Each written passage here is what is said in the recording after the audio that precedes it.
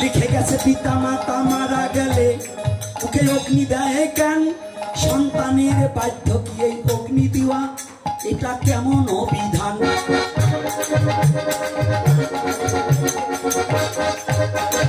এই প্রশ্নটা কই আমার সভাপতি বাবা কো আছে তো? কথা ধীরে ধীরে ধীরে ধীরে করবো আমি প্রশ্নের সমাধান। আজ নীরবতা পালন করবেন যত শ্রোতাগণ। আগের মতো এখন খাওয়া যায়? আগের মতো কি খাওয়া যায়? তাহলে যুব সমাজ যারা আছো কথাটা মনেতে ধরো। আস্তে আস্তে জৈবনে কিন্তু ফুরাইয়া যাবে। জৈবনে কালে হরি নাম তোমার পথের সাথী হবে।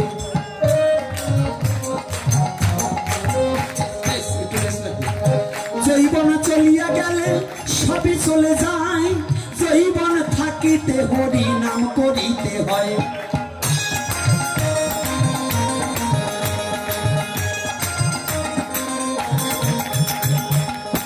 তাই এই যে মহাজন বলছি, কি বলছে? আগের মতো খাওয়া যায় না, বেশি খাইলে হজম হয় না। আগের মতন খাওয়া যায় না, বেশি খাইলে হজম হয় না। সে আগের মতো কথা কই না, আগের মতো কথা কই না, নাচে না রঙের বারো। আগের বাহাদুরি এখন গেল কই, গেল কই, আগের বাহাদুরি তোমার গেল কই। চলিত চরণ চলে না, চলিত চরণ চলে না, দিনে দিনে অবশ্যই। আগের বাহাদুরি তোমার গেল কই, গেল কই, আগের বাহাদুরি তোমার গেল কই।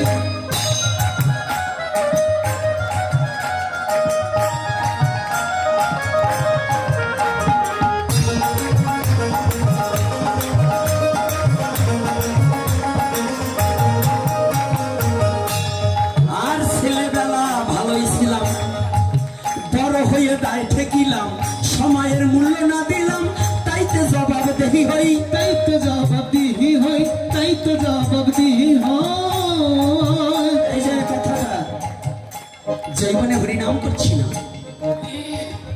ছেলেবেলা ভালোই ছিলাম, বড় হয়ে দায় ঠেকিলাম, ছেলেবেলায় আজকে হরিনাম করছি না। যারা আজকে আমরা হরিনাম থেকে বঞ্চিত হয়ে যাচ্ছি, যুবক যুবতী যারা আছে, আজকে ভাবছি এখন হরিনাম করবো না বৃদ্ধকালে করবো। অনেকে বাবারা আছে বৃদ্ধ হয়েছে, এখন হাতে হরিনামের মালা ধরছে না, কিন্তু তাস খেলছে। আছে না? আছে কি না? তাস খেলা সনাতন ধর্মে অবৈধ, সনাতন ধর্মের জন্য বৈধ নয়। তাস খেলা, জুয়া খেলা, যারা যুবক ছেলে পাবজি খেলো ওটাও অবৈধ হয়। যারা পাবজি খেলে ওই পাবজি খেলাগুলো ওই তাস খেলার পাপে মরবে। এটা আলাটারে টিপে ধরো কেন? কি হয়েছে?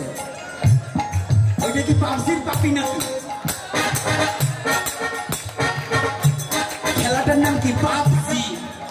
এই কি পাবজি? ওই খেললে পাপে মজবি। খেলা খেলবি পাপে মজবি, খেলার নাম পাবজি। তাই বলছি ছেলেবেলা ভালোই ছিলাম, বড় হয়ে তাই ঠেকিলাম, সময়ের মূল্য না দিলাম, তাইতে জবাব দেহি হই। তাই তো জবাব দিহি হই, তাই তো জবাব দিহি হয়। তাই না? ছেলেবেলা ভালো ছিলাম না? একটু বড় হই, এই শিশু যখন একটা বাচ্চা অবস্থায় আমি ছিলাম, কত নারী নারী, কত যুবতী বিশ্ব চরাচরে, আমি গোপীনাথ আমাকে কোলে নিয়ে কত বদনে চুম্বন দিত না? ছোট বাচ্চাকে সবাই আদর করে না মা? সেই গোপীনাথই আমি আছি। যখন আস্তে আস্তে একটু বড় হয়েছি, এখন আর কেউ আমাকে কোলে নেয় না, কেউ আদর করে বুকে জড়িয়ে ধরে না। হ্যাঁ, কেউ আর বুকে জড়িয়ে ধরে না। কি ধরে? তাহলে গোপীনাথ তো আমি একাই, সেই গোপীনাথই আগে আমাকে কোলে নিত, কত আদর করতে, এখন দেয় না কেন? মানে আমার হৃদয় মাঝে কাম এসে গেছে, আর এখন প্রেম নেই, তাই কাম অবশ্য অবস্থায় মানুষ পশুর স্বভাবে স্বভান্বিত হয়। এই জন্য বলছি, ছেলেবেলা ভালোই ছিলাম, বড় হয়ে তাই ঠেকিলাম, সময়ের মূল্য না দিলাম, তাই তো জবাব দেহি হই। তাই তো জবাবদিহি হই, তাই তো জবাবদিহি হয়। ওরে যা হবার তা হয়ে গেছে, আব্দুল করিম ভাবিতেছে। ওরে যা হবার তা হয়ে গেছে, ওই আব্দুল করিম ভাবিতেছে। সে যা হবার তা হয়ে গেছে,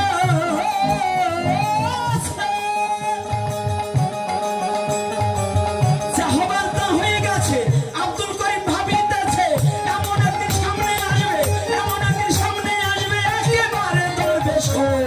আগের বাহাদুরি এখন গেল কই, গেল কই, আগের বাহাদুরি তোমার গেল কই। বসে চলিতে চলন চলে না, চলিতে চলন চলে না, দিনে দিনে দুর্বল হয়ে। আগের বাহাদুরি তোমার গেল কই, গেল কই, আগের বাহাদুরি তোমার গেল কই, গেল কই, আগের বাহাদুরি তোমার গেল কই। আগের বাহাদুরি কোথায়? এই যে এগুলো আগে বাহাদুরি কম করে নাই। এই যে চুল পাকাগুলো যে কটা আছে, হ্যাঁ মোসে তাও ছিল কম না। চেহারা একটু কার্তিকের মতো, নাকটুকে ডগ কি দেখছেন? জৈবনকালে চেহারা কি ছিল জানেন? আপেলের মতো টসটসা ভালো ভালো ছিল না বাবা? হ্যাঁ, চুলরে বাড়ি দিলে, রাস্তাতে হাঁটা দিলে তাকাই রইছে কত মা। এখন বাদুরে আঠির মতো গাল হয়ে গেছে। আর কাজ আছে, আছে নাকি? আগে ঘুষি দিয়ে একজনের নাক ভোতা বানাই দিয়েছে, ছিল না বাবা? এই দেখে পুরো আমার হাতের 5 হাত একটা লম্বা দেহ। এগুলো আগে কি কমে ছাড়ছে নাকি? কয় আগে আমি ওইটা করছি, ওইটা করছি, কয়তে আমি করোনাকে এমন তার পারি নি। তো জৈবনে অনেক কিছু দেখাতে পারো, কিন্তু এই চামড়া সারা জীবন টান থাকে না। থাকবে? এই চামড়া সারা জীবন টান থাকবে? ঢিল হবে না? হবে কিনা? তাহলে যারা সনাতন ধর্মের সারমর্ম তত্ত্ব কথা শোনো, ভজন জৈবনে যার না হয়, বৃদ্ধকালে কোনো ভজন হয় না। বই বৃদ্ধকালে শুধু হাই হুতোষে জীবন চলে যায়। ওই বৃদ্ধকালে ধর্মের লেশ নাহি পাওয়া যায়।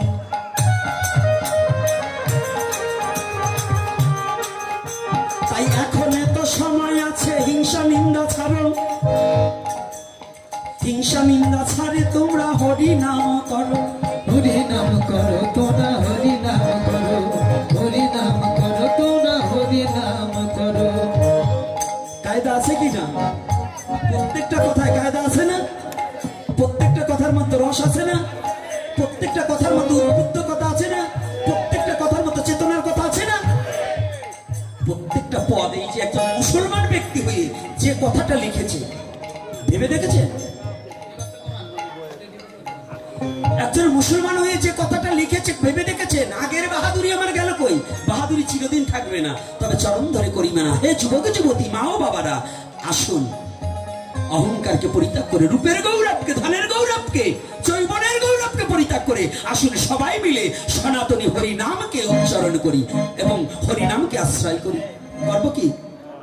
হ্যাঁ, কি হরিনাম করবে তো? কারা কারা করবে না একটু হাত তুলছেন? আমি কি বলছি বলেন তো? কারা কারা করবে না? আপনারা হাত তুললেন, কি বুঝে পারছি?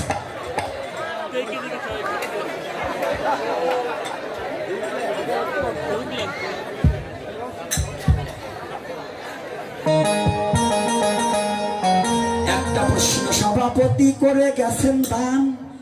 এই সভাপতি এই প্রশ্নের উত্তর এখন দিতে হবে সমাধান। তাই ধীরে ধীরে বসে থাকবেন যত শ্রোতাগণ, এইখানেতে প্রশ্নের কথা করব সমাধান।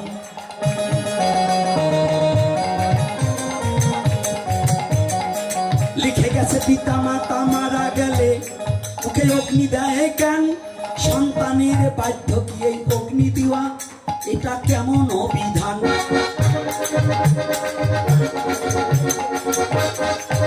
তাই তো এই প্রশ্নটা কই আমার সভাপতি বাবা কো আছে তো?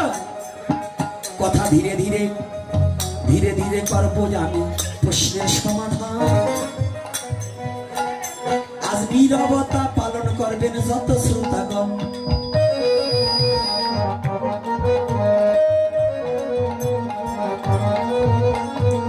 বৈজ্ঞানিক ব্যাখ্যায় আছে ধর্মের কথা ছেড়ে সনাতন ধর্ম চলে সকলের মঙ্গলের অর্থে।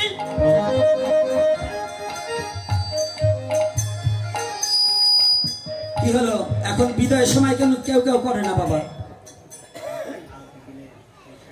এই এখন আর কোনো ই করবি না তো, যা আছে তাই নিয়ে চলতে হবে। তো মুড়ামুড়ির জন্য আরো বেশি নষ্ট হয়, চুপ করে থাকে অত কথাটা শুনবেন কি সুন্দর বলছে। পিতামাতা মৃত্যু হলে সন্তানের মুখে আগুন দেয় কেন? মুখে আগুন দেয় না, এটা আপনাদের ভুল সিদ্ধান্ত আছে। মুখাগ্নি লেখা আছে, কি মুখাগ্নি, মুখাগ্নি না মুখাগ্নি, অর্থাৎ মুখ্য মানে প্রধান। তাহলে অগ্নি দেওয়াটা সনাতন ধর্মের পুত্র কেন দেবে?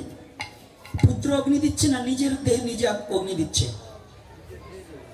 পুত্রকে আত্মজয় পুত্র, নিজের আত্মার অংশ থেকে পুত্রের উৎপত্তি। তাহলে কে কার দেহে আগুন দিচ্ছে? সনাতন ধর্ম বুঝতে হইলে ওই সিরিয়ে খাওয়া অবস্থায় সনাতন ধর্ম বুঝতে পারবেন না।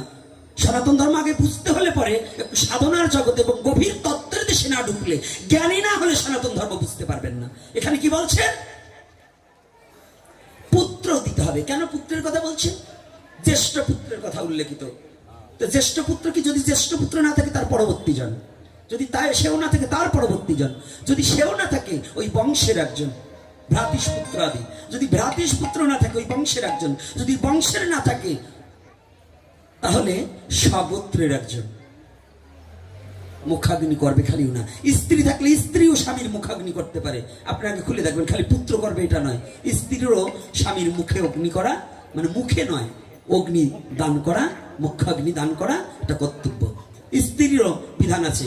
আমরা সনাতনের অনেক কিছুই জানি না, খালি পুত্রেরটাই বললাম। ওটা বললেন না, স্ত্রীর দেওয়ার উদ্দেশ্য আছে। এর উদ্দেশ্যটা কি?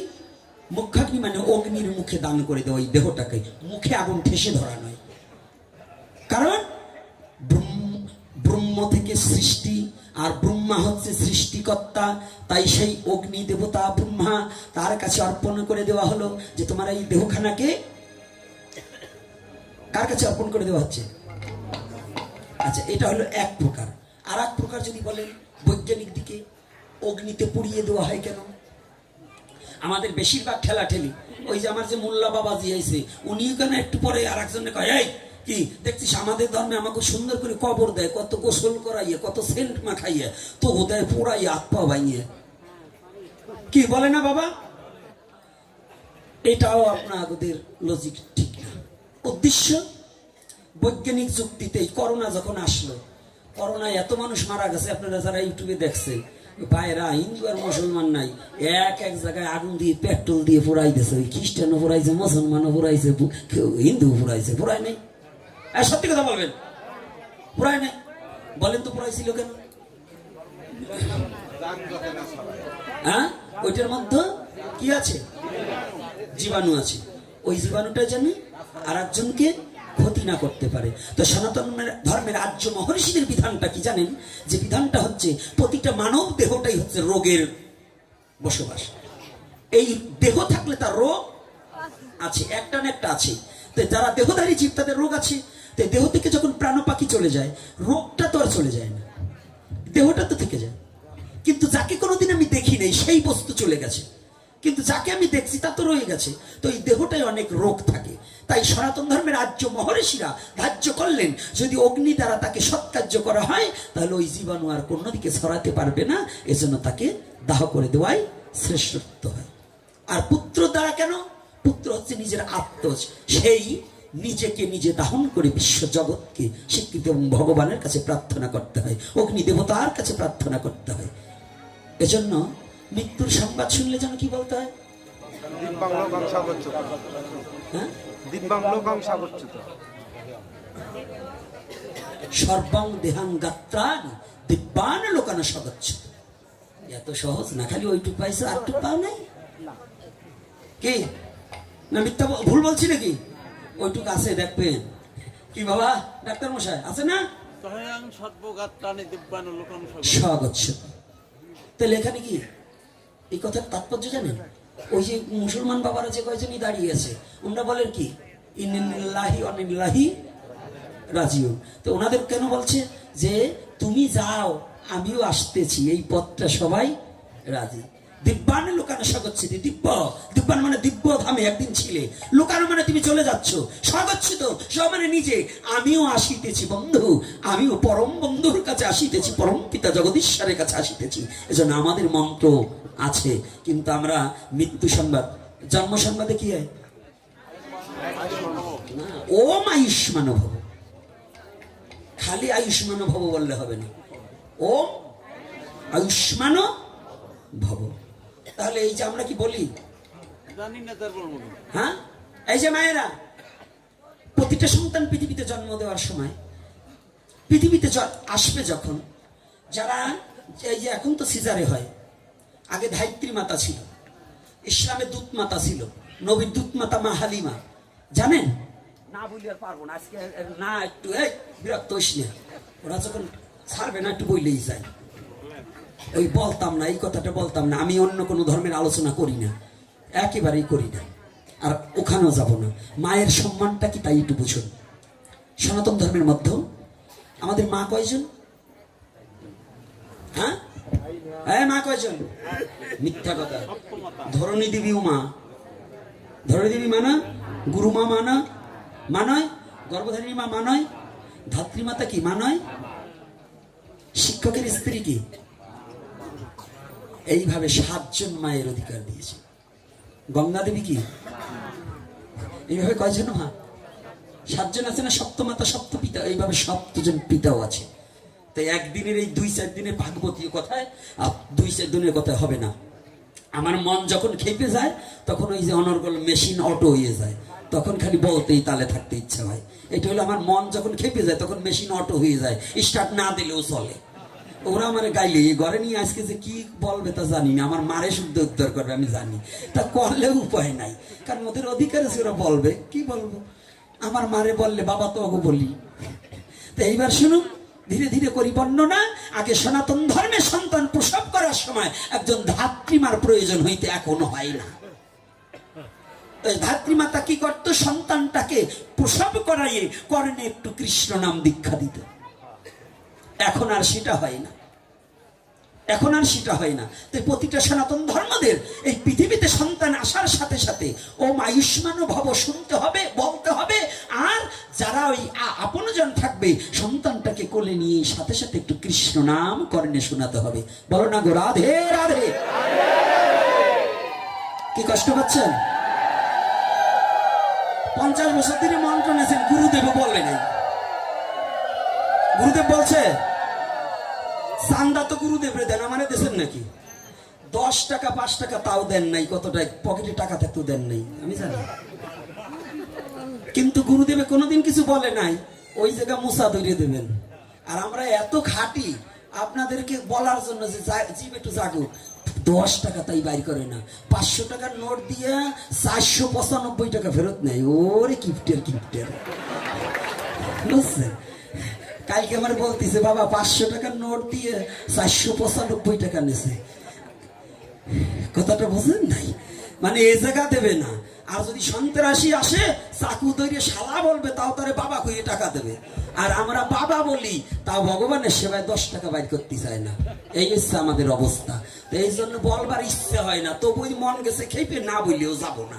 তো এইবার দেখুন, মায়ের অধিকার, প্রত্যেকটা মাকে সম্মান করতে হবে। সনাতন ধর্ম এটা একেবারে বাস্তব ধর্ম, সনাতন ধর্ম একেবারে শিক্ষণীয় ধর্ম।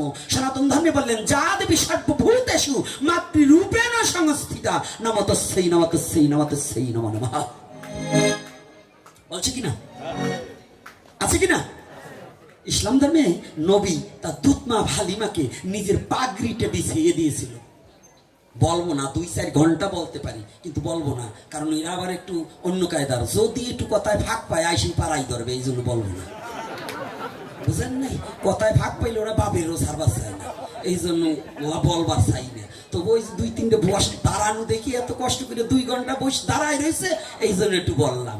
তাই দুধমা হালিমারে নবী নিজে পাগড়ি পাইতে দিছিল বসতে। তাই তার সাহেবেরা বলছিল, ইয়া রাসূলুল্লাহ এ কে? বলছে তোমরা বুঝবা না এ কে। বলছে কে? বলছে মায়ের স্থান সন্তানের মস্তকের উপরেই থাকে, মায়ের স্থান সন্তানের মস্তকের উপরেই থাকে। তো উনি তো আমার মা, যদি আমি পারতাম ওনাকে মস্তকে রাখতাম, কিন্তু তা তো পারলাম না। তাই আমার মাথার পাগড়িটা ওনার চরণের নিচে পেতে দিলাম, যেন আমার মাকে সম্মান করা হলো। উনি আমার মা হালিমা। এটা স্পষ্ট হাদিসে করেছে বর্ণনা, আমি বলিনি। তো এই জন্য আমাদের সনাতন ধর্মে এত বড়, সনাতন ধর্মে কত বড় ধর্ম জানেন? ওখানে শুধু দুধ মাকে সম্মান করেছে। আর সনাতন ধর্মে কি বলেছে? পৃথিবীর যত নারী আছে তোমার স্ত্রী ব্যতীত সকলই তোমার মা। কি বলেছে? বলেছে কি না? কথা বলে না কি? কথা বলবো কি করে, আমরা তো ওটা বলি না। কেন? এই যে যুবক ছেলেরা দূরের সেমরি এটা যাচ্ছে, মাই এই আমার একটা মা যাচ্ছে হাইটি, ওই শয়তান 3টে এক জায়গাতে যাচ্ছে, ওই হিন্দে রওনা দিয়েছে। ওটা যে কার মাইয়ে, ওর সম্পর্কে কি হয় ওটা না বললে কয় ওই যে যাচ্ছে, কয় কি যায়, কয় ওই যে একখান যাচ্ছে। ওদের রুচিবোধ কি? সনাতন ধর্ম তোমাকে এটা শিক্ষা দেয়নি। সনাতন ধর্মে তুমি আসো, সনাতন ধর্মে তোমাকে শিক্ষা দিয়েছে ওটা তুমি ওই যে একখান যাচ্ছে এটা না বলে তুমি মনে মনে স্মরণ করো দুর্গা দেবীর মূর্তিখানা, যে যেন দুর্গা মাই হেঁটে যাচ্ছে। তাহলে তোমার ভজনও হবে, তোমার আত্মার মুক্তি হবে, তুমি সিদ্ধ মহাত্মা হতে পারবে। আর তুমি যতদিন পর্যন্ত পর নারীকে দেখে তুমি কামাতর চিত্তে তাকে ভালোবাসার জন্য এগিয়ে যাবে, ততদিন পর্যন্ত তোমার জীবনে কোনো কিছু লাভ হবে না। সে গুরু হোক আর গোসাই হোক, বৈষ্ণব হোক আর যে হোক। কষ্ট পাচ্ছেন নাকি? হ্যাঁ, তো এইবার কি একবার হরে কৃষ্ণ বল, একবার কৃষ্ণ কৃষ্ণ বল। বলি তা না হলে মানব জনম, ও তা না হলে মানব জনম যাবে রে বিফল। একবার কৃষ্ণ কৃষ্ণ বল, কৃষ্ণ কৃষ্ণ বল রে তোরা, কৃষ্ণ কৃষ্ণ